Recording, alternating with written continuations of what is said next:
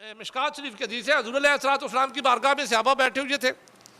ایک صحابی نے اپنے ہاتھ میں سونے کی انگوٹھی پہنی ہوئی تھی. اب سونا مرد کے لیے حرام ہے.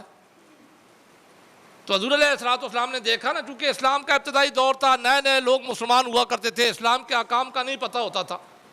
تو حضور علیہ الصلوۃ والسلام نے انہیں بلایا، ان کے ہاتھ سے انگوٹھی اتار کر سونے کی پھینک دی. ساتھ ہی فرمایا، میں تمہیں جہنم کے گڑھے سے نکال کر جنت میں لے جاتا ہوں اور تم جہنم کے انگارے اپنے ہاتھوں میں پہنتے ہو. بات ختم ہو گئی. حضور علیہ الصلوۃ والسلام نے پھینک دی. صحابہ بیٹھ کے اللہ کے نبی نے انہیں جو وعظ و نصیحت کرنا تھا کیا. اس کے بعد اٹھ کر آپ اپنے حجرے میں چلے گئے. اب وہ سونے کی انگوٹھی سامنے پڑی ہوئی تھی. صحابہ جب اٹھنے لگے نا، تو اس صحابی سے باقی ساتھیوں نے کہا، حضور علیہ الصلوۃ والسلام کو اس لیے برا لگا کہ یہ مرد کے لیے حرام ہے لیکن عورتوں کے لیے تو حرام نہیں ہے. اب ہم جا رہے ہیں گھروں میں، تو تم اس کو اٹھا لو، جا کے اپنے گھر بیوی بہن بیٹی کسی کو دے دو، یا بیچ کر کسی اور مصرف میں لگا لو. اس کو اٹھا لو.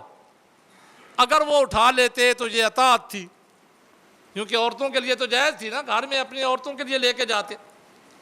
لیکن صحابی حدیث کے الفاظ ہے، جواب کیا دیتے ہیں؟ وہ کہتے ہیں، واللہ ما آخذہ واللہ لا آخذہ ما ترک رسول اللہ صلی اللہ علیہ وآلہ وسلم.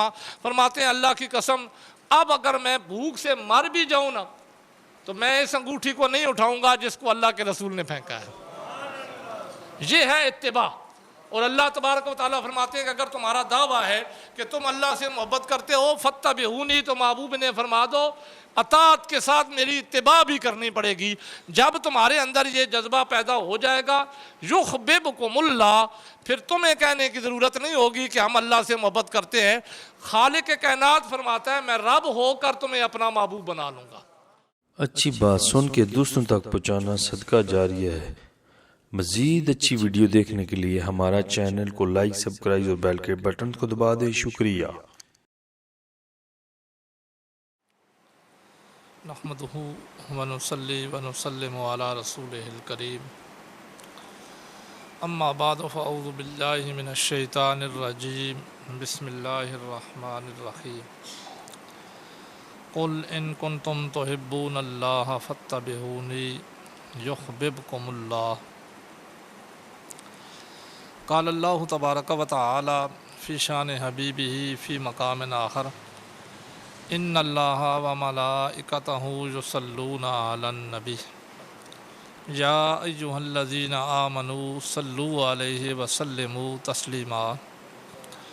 اللہم صلی علی سیدنا مولانا محمد وعلی آل سیدنا مولانا محمد وبارک وسلم وصلی علیہ. الصلاۃ والسلام علیک یا رسول اللہ وعلی آلک وصحابک یا حبیب اللہ. یا رسول اللہ انظر علینا، یا حبیب اللہ اسمع قالنا، اننا فی بار عم مغرق خذ ایدینا وسہل لنا اشکالنا.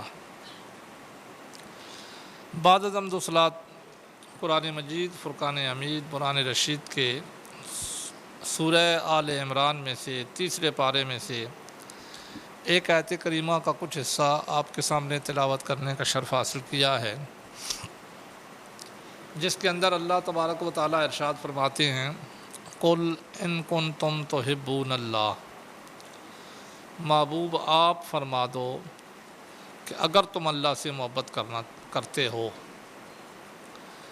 یعنی یہ دعویٰ بندوں کا ہے کہ ہم اللہ سے محبت کرتے ہیں، اور بحیثیت مومن ہمارا تو اللہ سے محبت ہی دعویٰ ہے ایمان کا. ایمان کہتا بھی یہی ہے کہ اللہ اور اس کے رسول سے محبت ہو. دنیا کی ہر چیز سے بڑھ کر بندہ مومن کے دل میں اللہ اور اس کے رسول محبت ہوگی تو تب بندے کا ایمان مکمل ہوگا. اب اسی چیز کو قرآن مجید کی اس آیت مقدسہ میں اللہ تبارک و تعالیٰ فرماتے ہیں کہ اے محبوب آپ فرما دیں، ان کنتم تحبون اللہ، اگر تم اللہ سے محبت کرتے ہو، یا یہ تمہارا دعویٰ ہے کہ ہم اللہ سے محبت کرتے ہیں، ہم مومن ہیں، فاتبعونی، تو انہیں چاہیے، یعنی آپ فرما دو کہ اگر اللہ سے محبت کرتے ہو تو اللہ کی محبت تمہاری تب ہوگی جب میری اتباع کرو گے۔ قرآن مجید کی اس آیت مقدسہ میں یہ جملہ شرطیہ جزائیہ ہے۔ شرطیہ جزائیہ اس جملے کو کہا جاتا ہے کہ جس میں شرط اور جزا ہوتی ہے۔ اگر شرط ثابت ہو جائے تو جزا ثابت ہو جاتی ہے، اگر جزا ثابت ہو جائے تو شرط ثابت ہو جاتی ہے۔ دونوں میں سے جو ایک چیز بھی ثابت ہو جائے دوسری آٹومیٹیکلی ثابت ہو جاتی ہے۔ جیسے میں آپ کو مثال دوں نا کہ میں اگر یہ کہوں کہ اگر سورج چمک رہا ہوگا تو دن موجود ہوگا، اب اس میں سے ایک چیز ثابت ہو جائے کہ اگر سورج چمکنا ثابت ہو جائے تو دن آٹومیٹیکلی موجود ہو جائے گا۔ اسی طرح دن کا موجود ہونا ثابت ہو جائے تو سورج چمکنا بھی ثابت ہو جائے گا۔ اسی طریقے سے اس آیت مقدسہ میں بھی اللہ تبارک و تعالیٰ نے اپنے بندوں کو خطاب کیا تو جملہ شرطیہ جزائیہ استعمال کیا کہ ان کنتم تحبون اللہ فاتبعونی، آپ فرما دیں محبوب کہ اگر تم اللہ سے محبت کرتے ہو تو میری اتباع کرو۔ دو چیزوں میں سے ایک چیز اگر ہمارے اندر آ گئی تو دوسری آٹومیٹیکلی آنی چاہیے، لیکن صرف دعوے کی حد تک نہیں۔ اب پہلی چیز دیکھیے کہ پہلی چیز یہاں پہ کیا ہے، شرط ہے کہ اگر اللہ سے محبت کرتے ہو، تو اگر ہم اللہ سے محبت کرتے ہیں تو پھر ہماری زندگیوں کے اندر حضور علیہ الصلوۃ والسلام کی اتباع ہونی چاہیے۔ فاتبعونی، کیونکہ یہ جزا ہے۔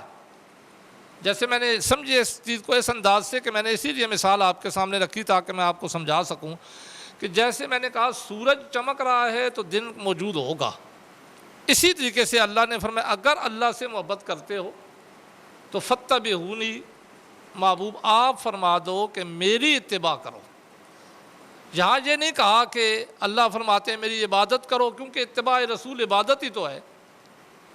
اسی لیے اللہ تبارک و تعالیٰ نے یوں فرمایا کہ فاتبعونی، محبوب آپ فرما دو کہ میری اتباع کرو۔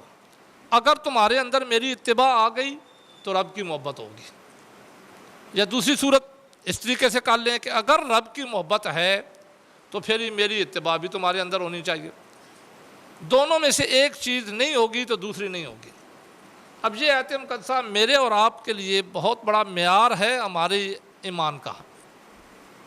ہماری زندگیوں کے اندر اگر اتباع رسول ہے تو ہم اللہ سے محبت کرتے ہیں، پھر اللہ تبارک و تعالیٰ کے ساتھ ہماری محبت ہے۔ لیکن اگر ہماری زندگی کے اندر حضور علیہ الصلوۃ والسلام کی اتباع ہی نہیں ہے تو پھر ہماری اللہ سے محبت بھی نہیں ہے۔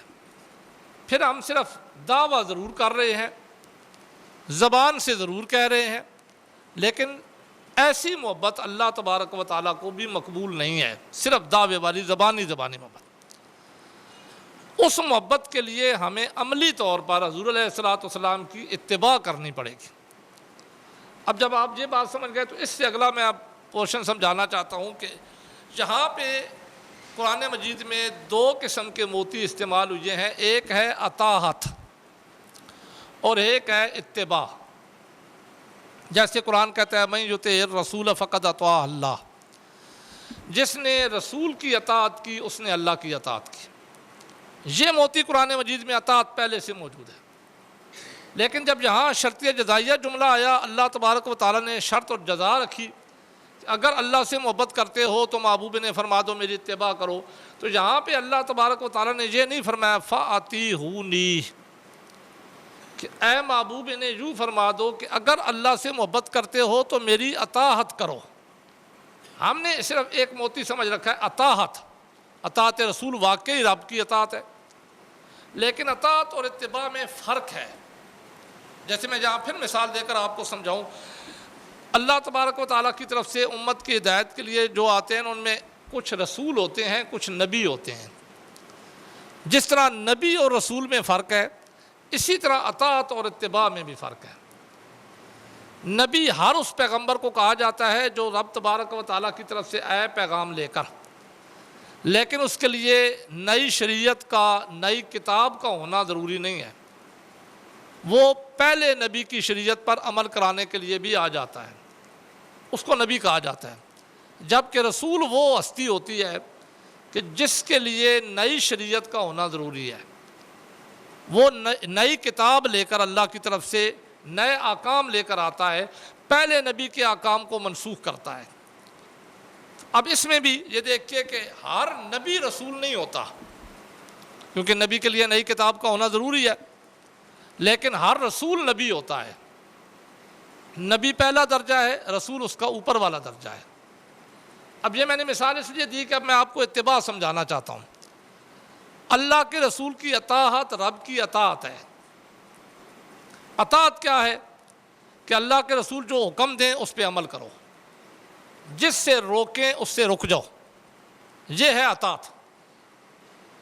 پھر اس کو سمجھیں، اللہ کے رسول جس چیز کا حکم دیں یا اللہ تبارک و تعالیٰ جس چیز کا حکم دے بندہ وہ کرے۔ مثلا اقیم الصلاۃ رب نے فرما دیا، نماز پڑھو، اب بندہ نماز پڑھنے لگ پڑے، یہ اطاعت ہے۔ یا حضور علیہ الصلوۃ والسلام نے فرمایا کہ دھوکہ نہ دو، بندہ اس پہ عمل کرنے لگ پڑے، یہ اطاعت ہے۔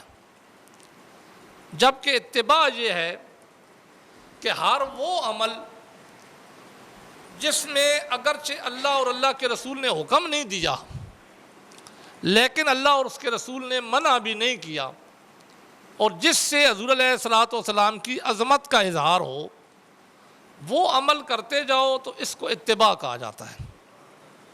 سمجھیں اتباع کہ ہر وہ عمل جس سے اللہ اور اس کے رسول نے منع نہیں کیا، اور حضور علیہ الصلوۃ والسلام کی موجودگی میں اگر کوئی عمل ہوا تو اللہ تبارک و تعالیٰ کے محبوب نے منع نہیں کیا، یا آپ کے بعد کوئی عمل ہوا تو مسلمانوں نے اس کو منع نہیں کیا، جو ائمہ مجتہدین ہیں، جو مجتہد بندے ہیں، جن کی موجودگی میں ہوا، جن کا کام تھا کہ منع کرنا۔ اس دنیا کی بات، اس دور کی بات نہیں کر رہا، کیونکہ اب تو ظاہر ہے پیسوں کی وجہ سے بے شمار ایسے اعمال ہوتے ہیں مولویوں پیروں کے سامنے، لیکن انہیں چونکہ پیسے ملنے ہوتے ہیں اس لیے وہ بھی نہیں منع کرتے۔ میں اس دور کی بات نہیں کر رہا، میں اس وقت کی بات کر رہا ہوں جو خیر القرون قرنی کا دور ہے، صحابہ اکرام تابعین کے دور تک بات ہے۔ اگر اللہ کے رسول منع نہ کریں، اس کا حکم قرآن میں نہ ہو، لیکن حضور علیہ الصلوۃ والسلام کی عظمت اس سے ثابت ہوتی ہو، تو ایسے عمل کو کہتے ہیں اتباع۔ اب اس جملہ شرطیہ جزائیہ کو سمجھے، اللہ تبارک و تعالیٰ نے یہاں پہ جب یہ جملہ شرطیہ جزائیہ لائے، اللہ اپنے بندوں کو خطاب کیا تو فرمایا اگر اللہ سے محبت کرتے ہو تو یہاں نہیں کہا فاتحونی کہ اطاعت کرو، کیونکہ اتباع میں اطاعت لازمی ہے۔ جیسے میں نے کہا رسول میں نبوت لازمی ہے، اسی طریقے سے اطاعت پہلا درجہ ہے اور اتباع اس سے اوپر والا درجہ ہے۔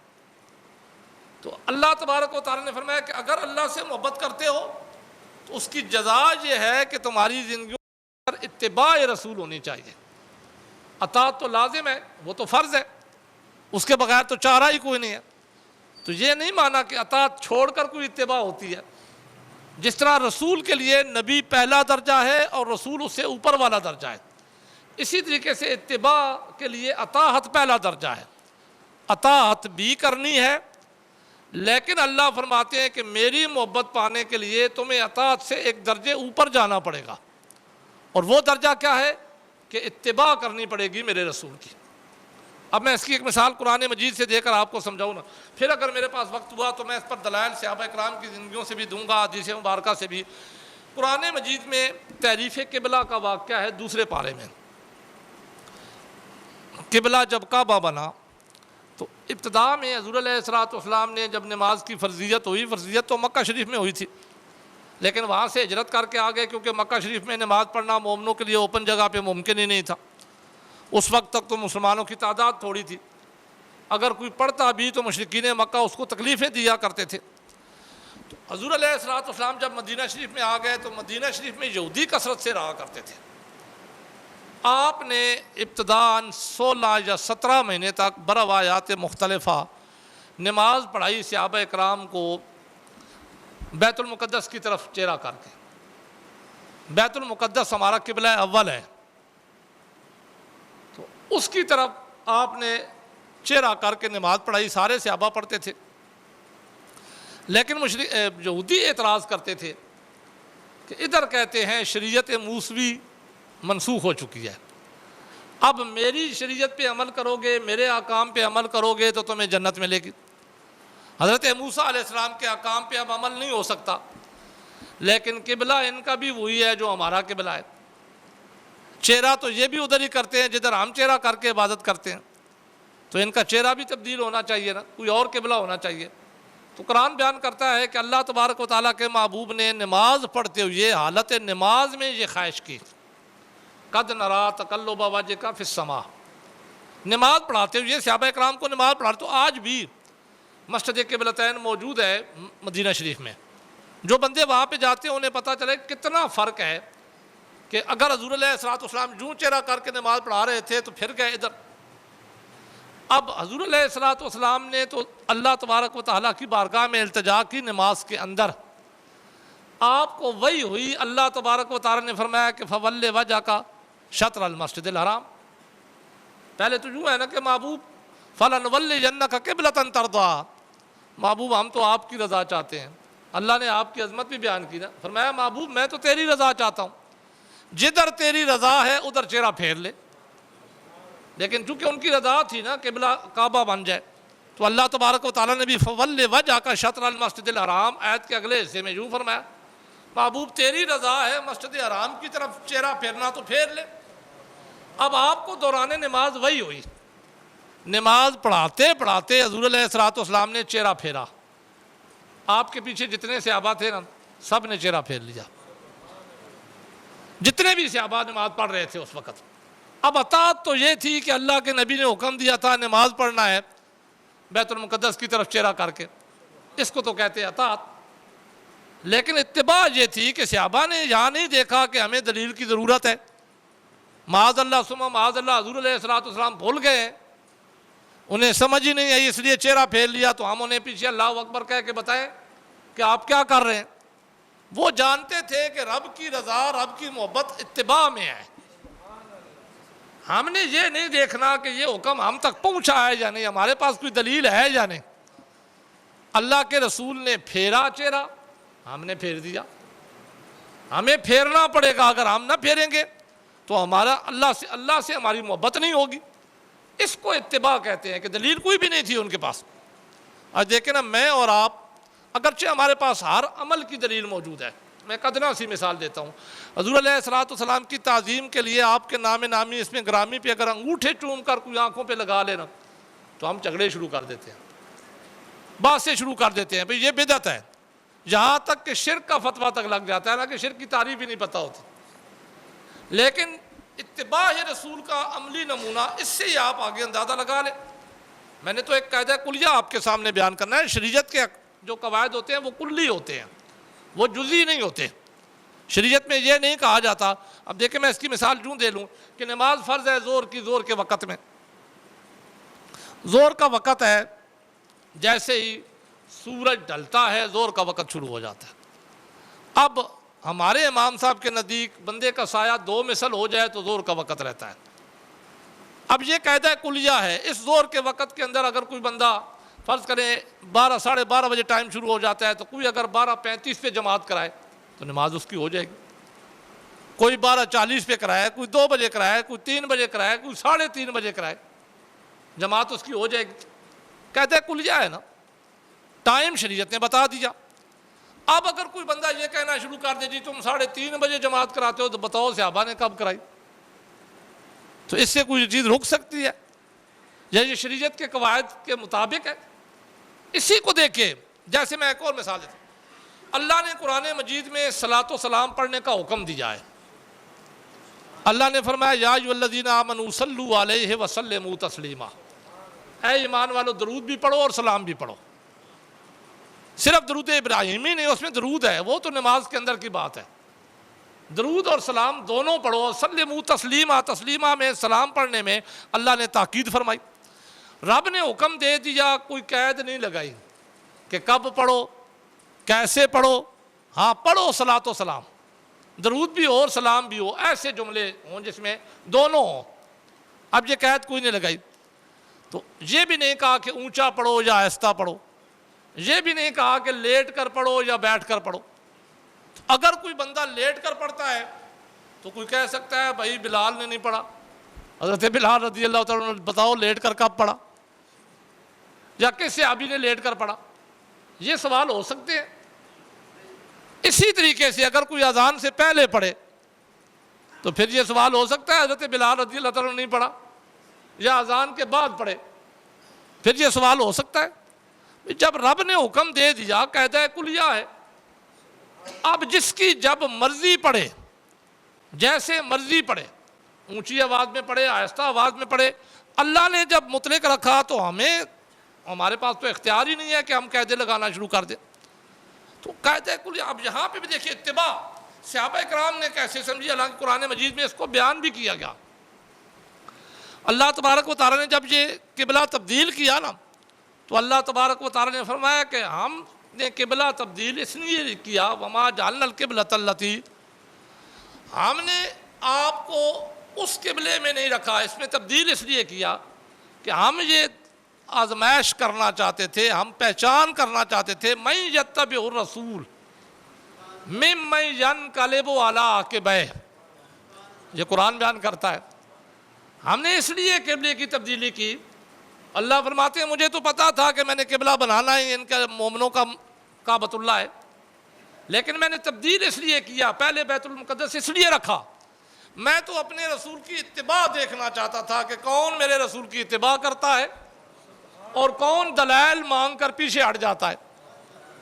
تو صحابہ کرام نے تو اتباع کی۔ میں نے آپ کے سامنے صرف ان صحابہ کی ابھی مثال دی، حدیث میں تو یوں آتا ہے کہ وہاں سے حضور علیہ السلام کی بارگاہ سے صحابہ نماز پڑھ کے باہر نکلتے ہیں، ایک صحابی، اب اللہ تبارک و تعالیٰ کے محبوب نے تو نماز پڑھنے کے بعد انہیں بتا دیا کہ یہ آیت نازل ہوئی ہے، اب اس صحابی کو بھی علم ہو گیا کہ یہ آیت نازل ہوئی ہے، لیکن وہ گزرتے ہیں تو آگے ایک مسجد ہے جس مسجد میں صحابہ کرام سارے نماز پڑھ رہے تھے، امام بھی صحابی، مقتدی بھی سارے صحابہ، جب وہ وہاں سے گزرتے ہیں نا تو وہ نماز میں تھے، یہ باہر سے آواز دیتے ہیں، اکیلے ایک شخص ہے، باہر سے آواز دیتے ہیں، کہتے ہیں اللہ کے نبی نے قبلہ کعبۃ اللہ شریف بنا دیا ہے، میں ابھی نماز پڑھ کے آیا ہوں حضور علیہ السلام کے ساتھ کعبۃ اللہ شریف کی طرف چہرہ پھیر کے۔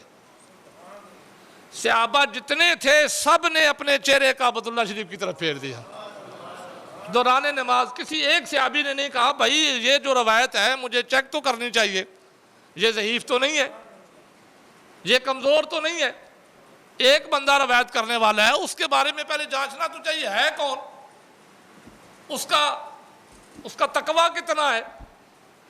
انہیں بس اتنا پتا چلا کہ ایک شخص ہمیں بتا رہا ہے کہ میں اللہ کے رسول کی بارگاہ میں نماز پڑھ کے آ رہا ہوں، اور حضور علیہ السلام نے اپنا چہرہ اب قبلہ کعبۃ اللہ بنا لیا، وہ دوران نماز پھر گئے، تو لہٰذا اس کی خبر سن کر دوران نماز، بات نماز کی ہو رہی تھی، نماز تو خالص اللہ کی عبادت ہے نا، اس میں کسی اور کا خیال آ جائے تو نماز تو ٹوٹ جاتی ہے، لیکن اب صحابہ کرام کی تو نمازیں نہیں ٹوٹ رہی تھی، وہ حضور علیہ السلام کا حکم سنتے ہیں اور ایک شخص سے سنتے ہیں، حدیث کے الفاظ ہیں سارے اپنا چہرہ پھیر لیتے ہیں، اس کو کہا جاتا ہے اتباع۔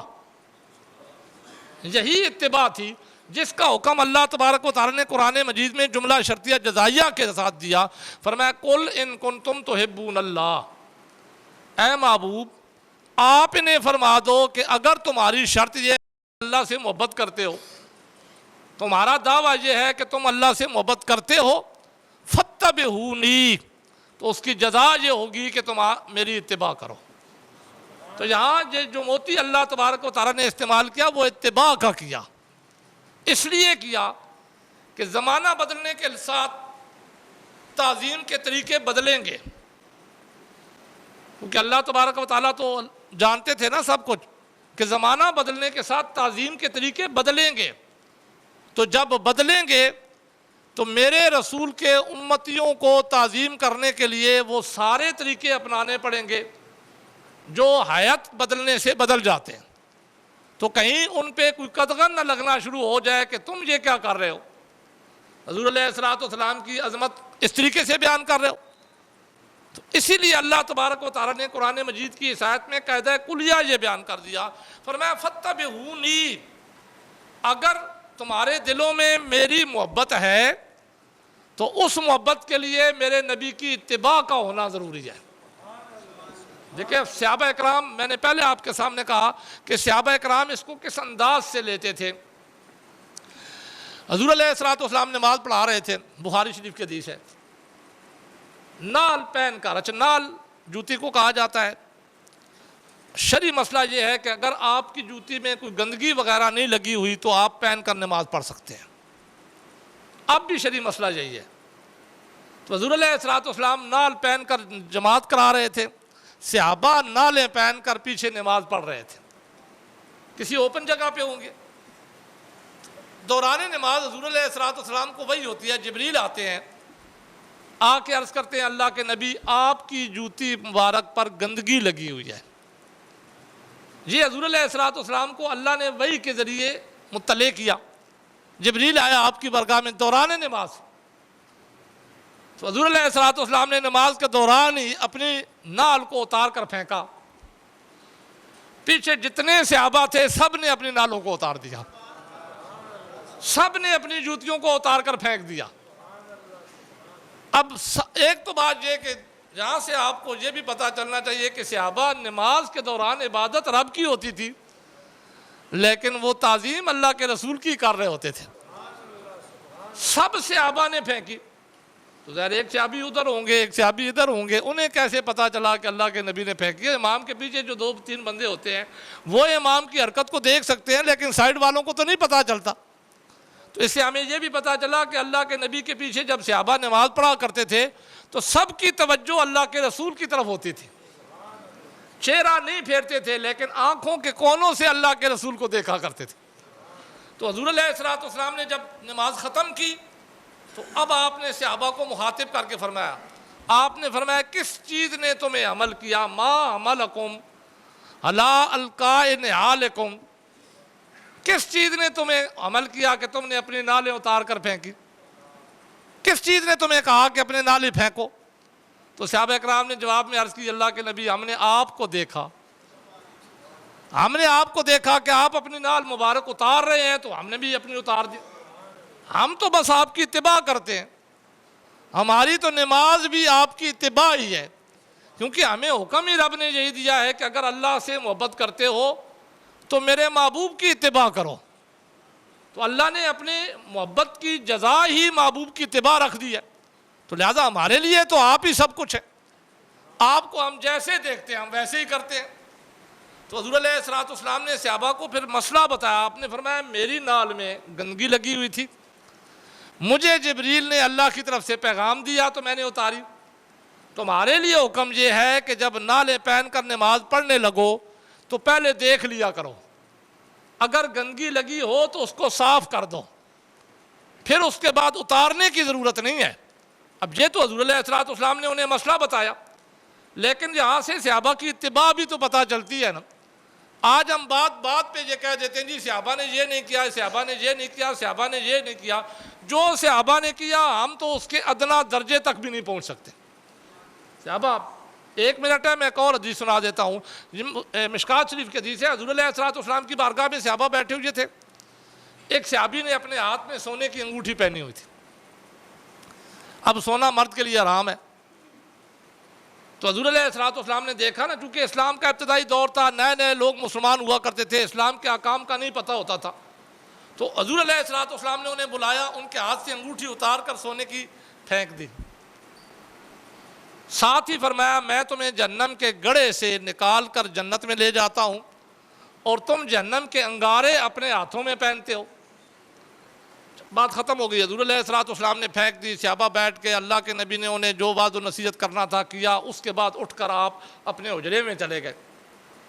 اب وہ سونے کی انگوٹھی سامنے پڑی ہوئی تھی، صحابہ جب اٹھنے لگے نا تو اس صحابی سے باقی ساتھیوں نے کہا کہ حضور علیہ السلام کو اس لیے برا لگا کہ یہ مرد کے لیے حرام ہے لیکن عورتوں کے لیے تو حرام نہیں ہے، اب ہم جا رہے ہیں گھروں میں تو تم اس کو اٹھا لو، جا کے اپنے گھر بیوی بہن بیٹی کسی کو دے دو یا بیچ کر کسی اور مصرف میں لگا لو، اس کو اٹھا لو۔ اگر وہ اٹھا لیتے تو یہ اطاعت تھی، کیونکہ عورتوں کے لیے تو جائز تھی نا، گھر میں اپنی عورتوں کے لیے لے کے جاتے، لیکن صحابی حدیث کے الفاظ ہے جواب کیا دیتے ہیں، وہ کہتے ہیں واللہ ما آخذہ واللہ لا آخذہ ما ترک رسول اللہ صلی اللہ علیہ وآلہ وسلم، فرماتے ہیں اللہ کی قسم اب اگر میں بھوک سے مر بھی جاؤں نا تو میں اس انگوٹھی کو نہیں اٹھاؤں گا جس کو اللہ کے رسول نے پھینکا ہے۔ یہ ہے اتباع۔